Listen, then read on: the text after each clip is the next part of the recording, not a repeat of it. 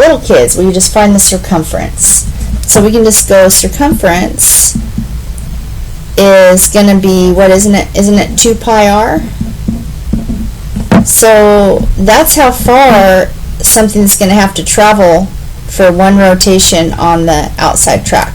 So it's going to be 2 times pi times 5.25, and those are centimeters. So 2 times 5.25 is, I think it's just 11. It's 11 pi. Oh wait, no, 2 times, it's not 11, it's, because it's 5.25. It's 10.5, right? 2 times 5.25 is 10.5. You can use your calculator if you want to. So that is the answer that they wanted for letter C. And then maybe I'll use a different color. Here's letter C. And then letter D says, what's the constant velocity in centimeters per minute of a point on the outside track of the DVD? What's the constant velocity? So now they want the constant velocity on the outside track. Okay, so the constant velocity on the outside track. So that we know that we have to go,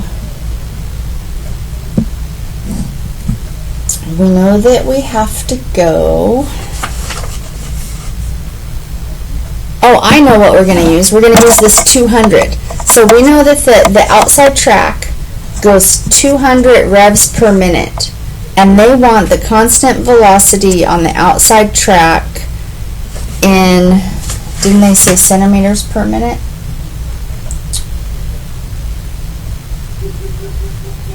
Yes. Okay, so I know how many revs per minute, and I know that 1 revolution is just the circumference, which is this number right here. Let me zoom out so that I don't keep going off the page. Okay, so the constant velocity on the outside track in centimeters per minute. So how many centimeters per minute? So I'm going to go, well, I think I can just go 200, because it goes 200 times around every minute, so 200 times this number.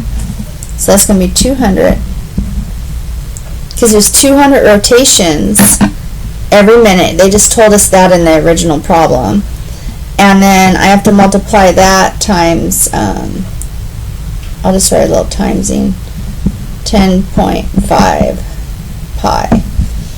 So 200 times 10.5 pi, let's see, 2 times 10.5 would be 21, and add 2 zeros, pi, and those are centimeters per minute. And that was the answer to letter, I think it was letter D. Okay, so all we did was just, we knew that it goes around 200 times, and we knew that the distance around one time was 10.5 pi. So each minute it goes around 200 times, that's why we multiplied them together. And then we got centimeters per minute. And then that was letter D. And then letter E, I'll do a different color. Letter E says, how far does a point on the inside track travel in one rotation? That is, how many centimeters per rotation are there? So I know the inside track, if I just want to know how far it traveled just one time around, I can just do the circumference again. So I know the circumference is 2 times pi times r, but the circumference of the inside track is 2, so 2 times pi times 2, so that's 4 pi centimeters. That's the answer to letter E. And letter F. Why should I do that? I'll just do it right in the middle, because this is easier to read with the blue pen. Letter F. How fast does a DVD need to spin when it's reading information from the if it needs to maintain the same velocity you calculated in part D? Okay, so part D. This is the linear velocity. So I have to have that linear velocity. So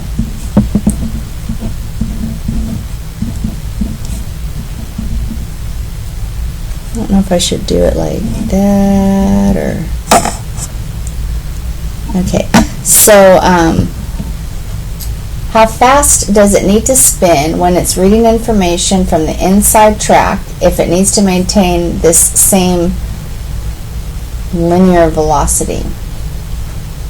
Well, it has to... Well, we know that it has to go 4 pi, right? 4 pi centimeters for every rotation. Right, every time it goes around one time, it's 4 pi centimeters per rotation.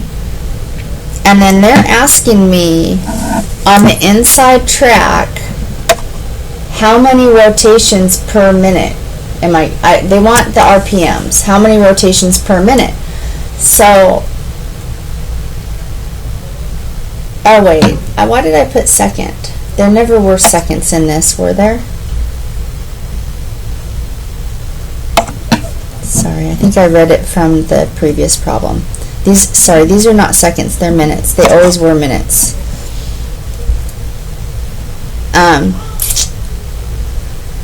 Okay, so we need to go 4 pi centimeters per rotation, and then they want to know rotations per minute.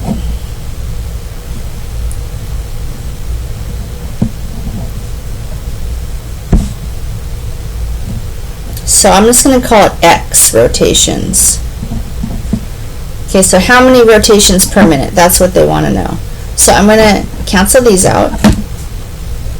And then I think what I'm going to do is I have minutes on both sides.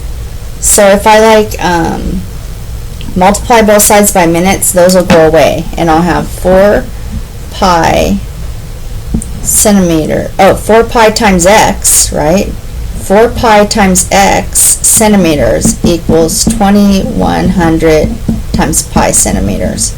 So then I can solve for x.